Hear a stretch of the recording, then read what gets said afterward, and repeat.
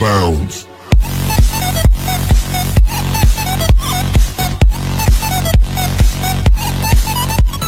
Assalamualaikum warahmatullahi wabarakatuh. Bertemu lagi dengan Ais Channel. Pada video kali ini saya akan memberikan tutorial cara konfigurasi IPv4 DDoS Policy pada FortiGate untuk mengamankan FortiGate kita dan device-device yang berada di belakang FortiGate dari serangan DDoS, baik itu TCP flooding, TCP port scan maupun ICMP flood dan lain sebagainya. Oke, di sini saya hanya mencontohkan untuk yang ICMP flood dan TCP port scan. Nah, di sini ada satu web server yang saya gunakan di belakang FortiGate dan di sini ada attacker yang terhubung ke internet yang akan melakukan serangan ke IP public dari FortiGate yaitu 202.153.1.2. Nah, selain dari hanya IPv4 DDoS Policy, nanti juga kita akan mempraktekkan untuk melakukan karantina IP dari si attacker untuk dijadikan atau dilakukan banned IP terhadap IP si attacker karena terdeteksi melakukan serangan.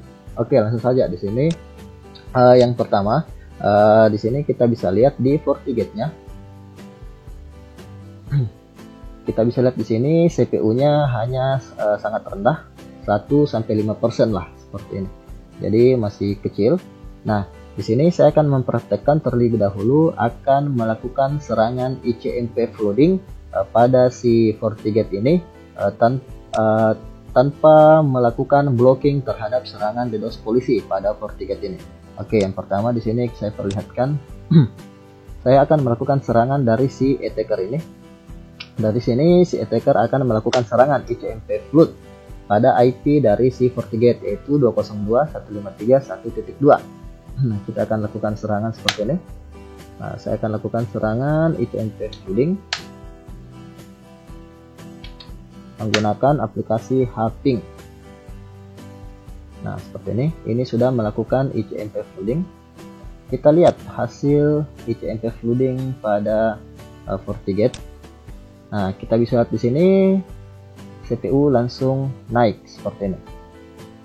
Naik seperti ini. Kita coba tambah lagi.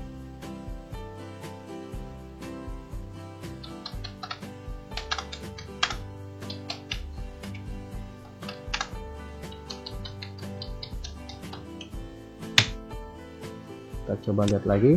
Nah, di sini naik lagi. Ini kita akan lihat.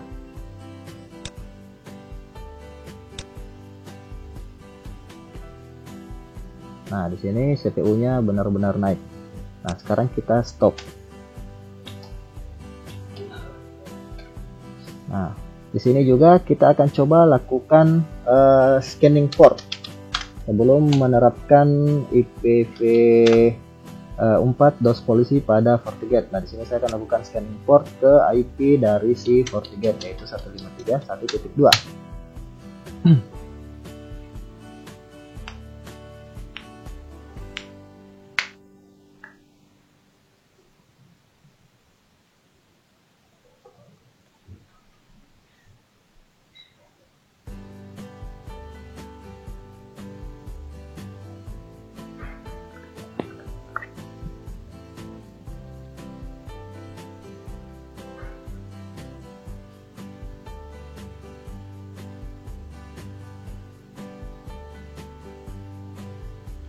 Ini nmap min C, coba min C min A seperti ini. Oke. Nah, di sini terlihat discover open port. Ada port 80, 443 dan 22. Jadi di sini kelihatan bahwa ada port HTTP, HTTPS dan port SSH yang terbuka pada IP dari si FortiGate ini. Oke. Kita tunggu hasilnya.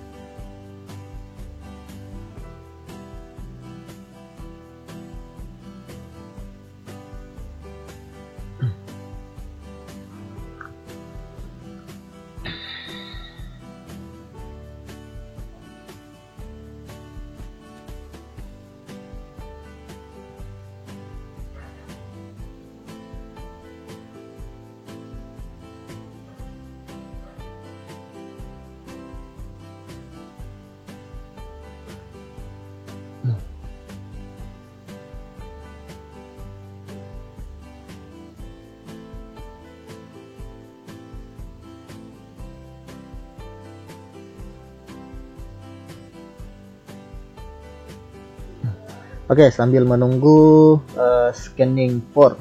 Nah, di sini sudah selesai scan-nya. Terlihat bahwa ada port 22, port 80 dan 443 yang terbuka, open statusnya di sini pada FortiGate kita.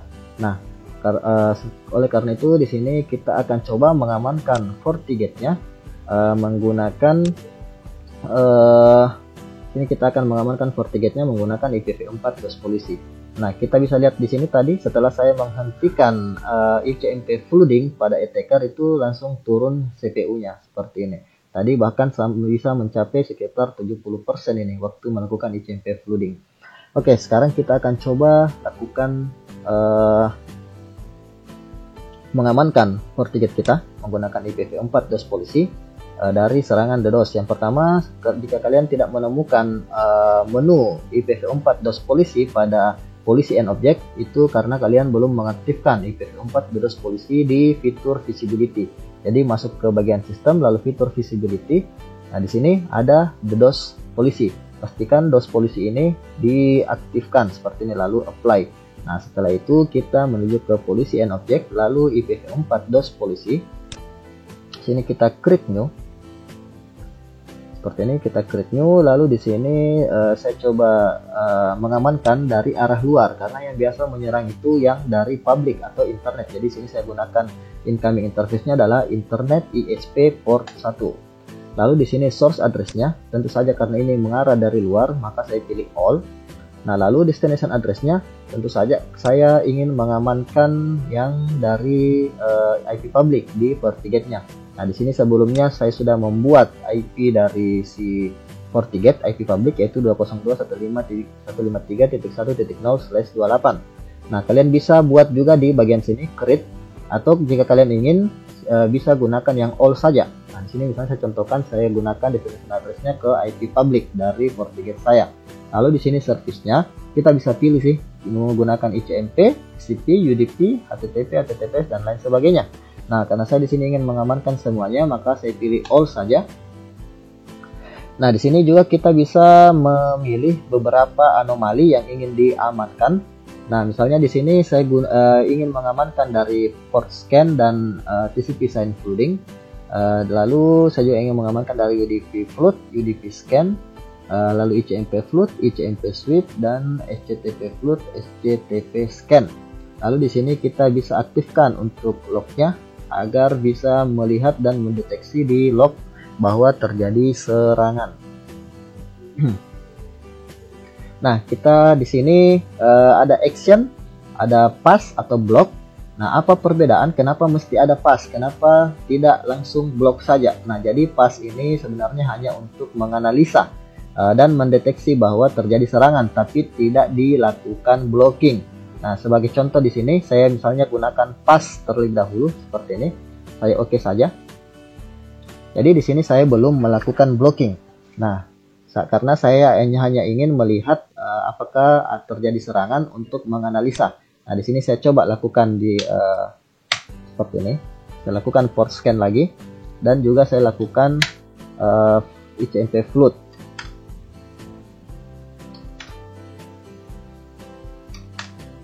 Oke, lalu di sini kita bisa melihat di bagian dashboard status, tentu saja pasti CPU-nya akan naik lagi dari si FortiGate. Nah, dia akan naik lagi kembali seperti ini. Nah, jadi untuk melihat bahwa dan menganalisa bahwa terjadi serangan, kita menuju ke bagian log and report. Karena tadi kita sudah mengaktifkan logging pada IPv4 DOS Policy, lalu di menu anomali. Nah, kita bisa lihat di sini terjadi namanya ICMP flood seperti ini. Dengan jumlah serangan itu sekitar kalau dihitung ini 54.184 serangan ping atau ICMP flood. Lalu di sini kita bisa lihat serangan datangnya dari IP berapa. Lalu berasal dari interface apa, di jam berapa dan tanggal berapa. Lalu di sini kita bisa lihat actionnya hanya detected. Di sini action detected. Kenapa actionnya detected? Karena tadi kita tidak melakukan blocking, kita hanya melakukan action pass, bukan blocking di sini. Jadi di sini actionnya hanya detected. Nah, seperti ini. Ini bahkan ada yang sudah 116.000 dan 119.000 kali.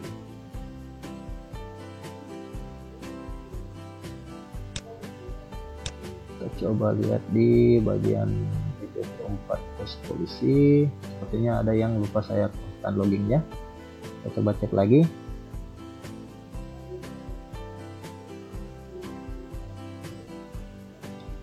Sudah aktif sih, sudah aktif. Oke. Kita kembali lagi ke log and report, lalu di bagian anomali.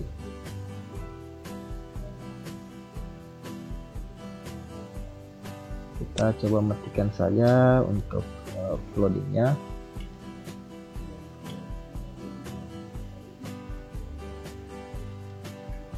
Kita coba scanning lagi.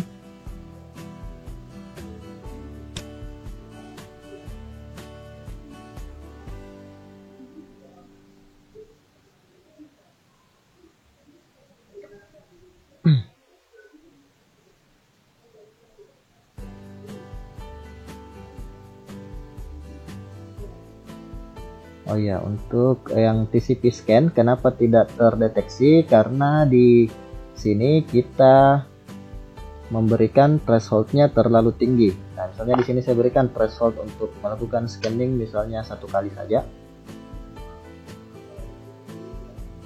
Lalu di bagian log and report kita coba lihat di anomali. Nah, kita bisa lihat di sini muncul ini. Karena dia sudah melewati batas ambang atau threshold yang sudah kita buat tadi. Jadi saya cuma buat 1 kali, nah dia melewati batas ambang dari yang 1 kali itu. Sehingga di sini langsung terdeteksi TCP sign flood dan TCP port scan. Tapi dia tidak dilakukan blocking. Kita bisa lihat di sini. Di sini pasti si user ini pasti si attacker ini pasti masih bisa melakukan port scanning seperti ini. Kita bisa lihat di sini dia melakukan scanning ke port 443 HTTPS. Ini attack name-nya TCP port scan, tapi actionnya masih detected karena tadi kita hanya melakukan pass. Jadi ini action pass itu hanya untuk menganalisa saja. Nah, kita coba lihat yang TCP sign flood sama seperti ini.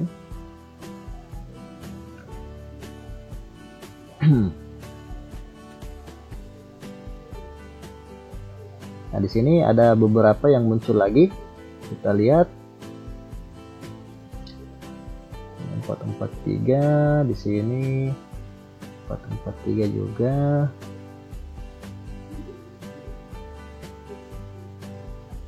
Oke.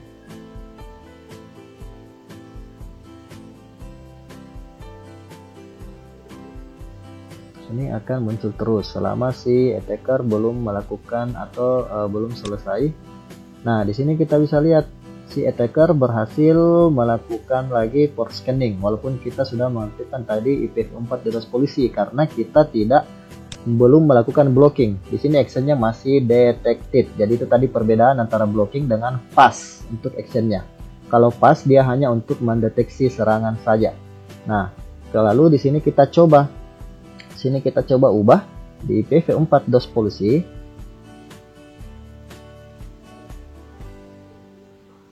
Kita ubah dari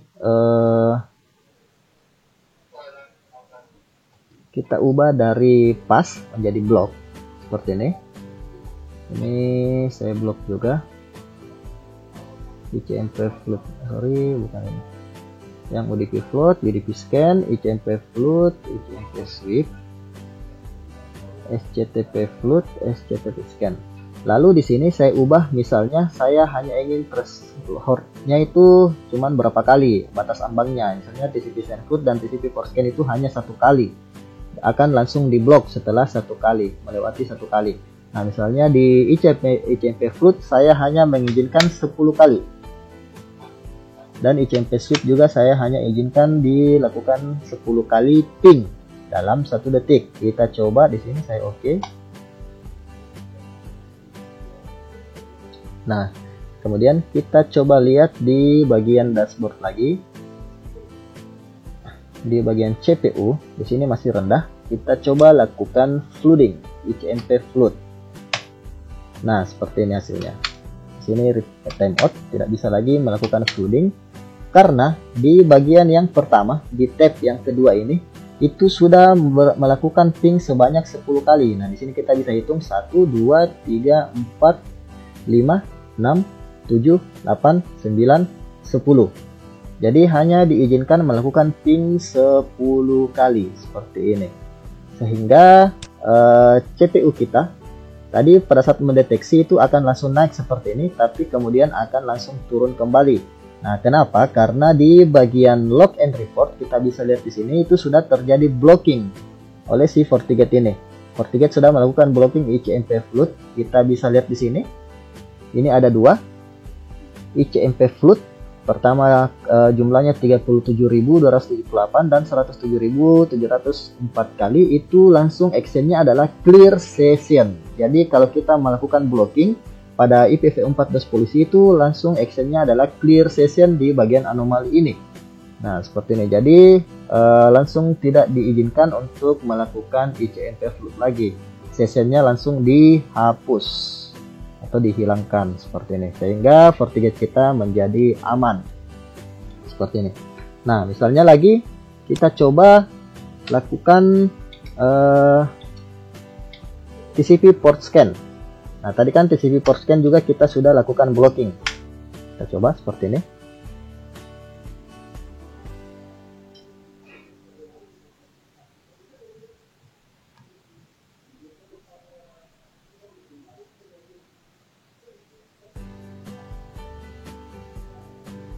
Nah, kita bisa lihat di sini increasing send delay for IP FortiGate 202.153.12 from 0 to 5 due to 11 out of 11 drop props sign last increase. Jadi sessionnya ini di clear sehingga atau di drop oleh si FortiGate, sehingga si attacker ini tidak dapat lagi melakukan port scanning. Nah, kita akan lihat di bagian anomali ini. Nah, kita bisa lihat di sini ada TCP sign flood dan terdapat TCP sign flood yang dilakukan clear session seperti ini.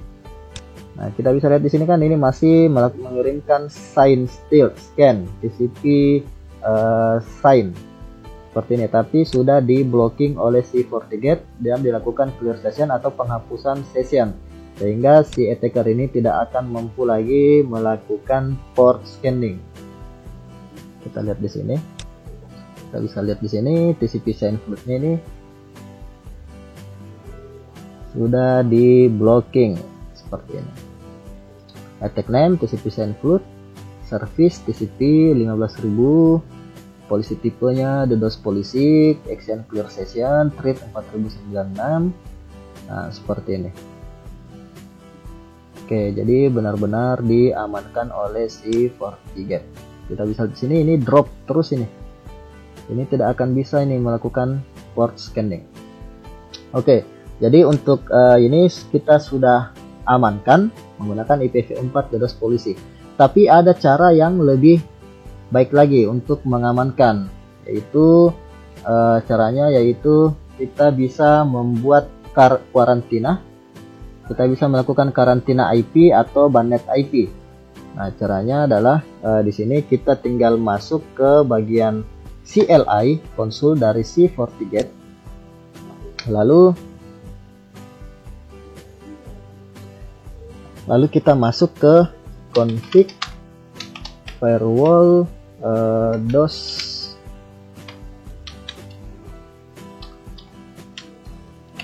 polisi seperti ini.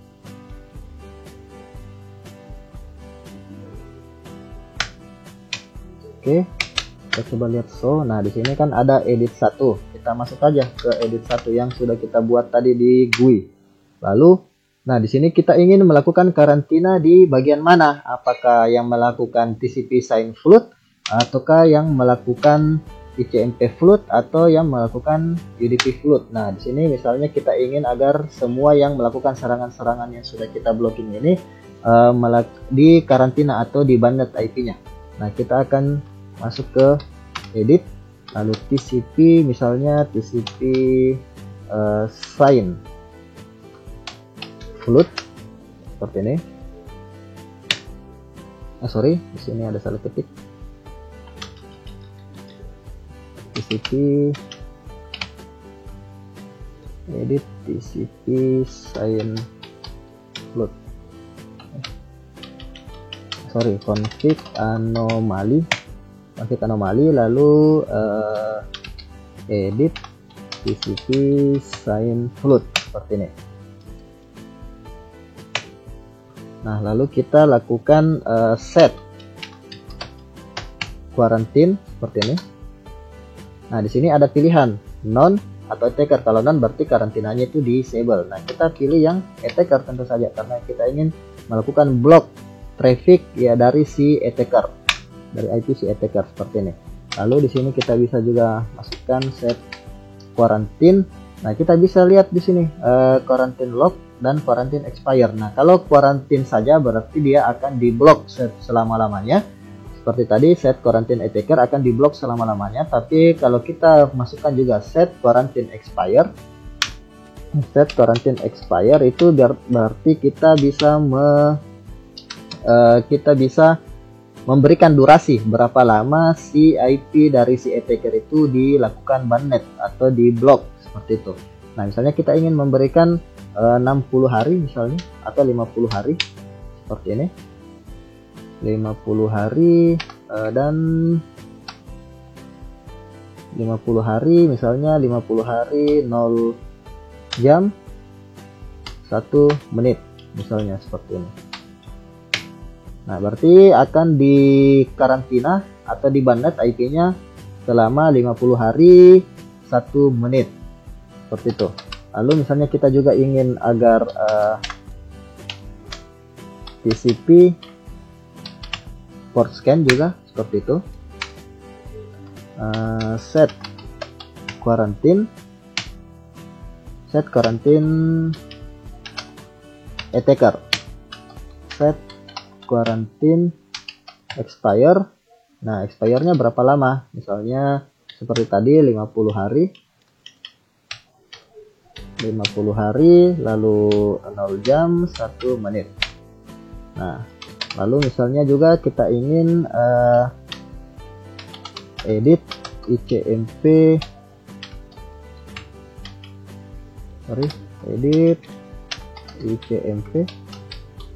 flood seperti ini. Lalu set quarantine attacker, set quarantine expire itu berapa lama, misalnya 50 hari 0 jam 1 menit. Nah, seperti ini. Nah, contoh saja, jadi kita contoh cuman lakukan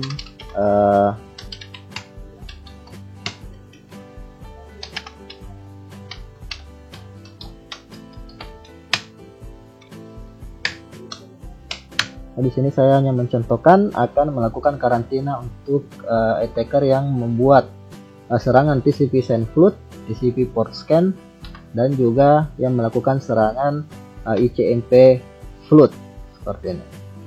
Jadi ada di sini set quarantine attacker, set quarantine expire.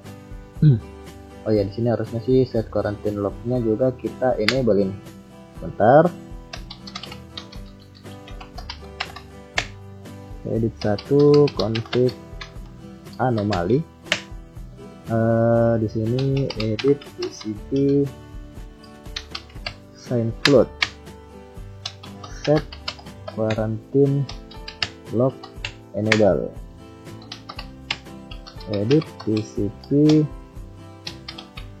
port scan, set quarantine log enable, lalu edit ICMP flood,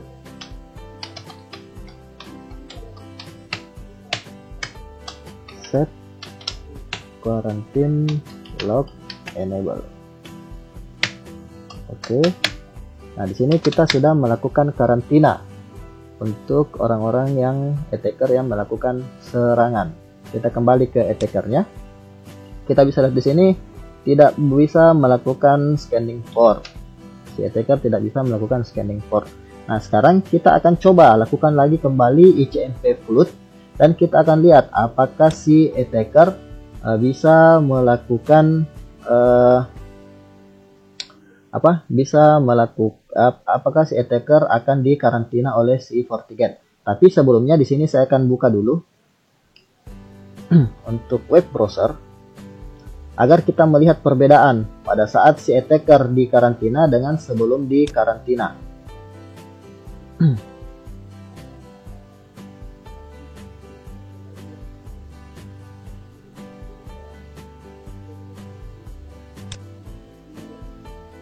Nah, di sini si attacker sebelum dikarantina, saya akan perlihatkan bahwa si attacker bisa mengakses si web server ini.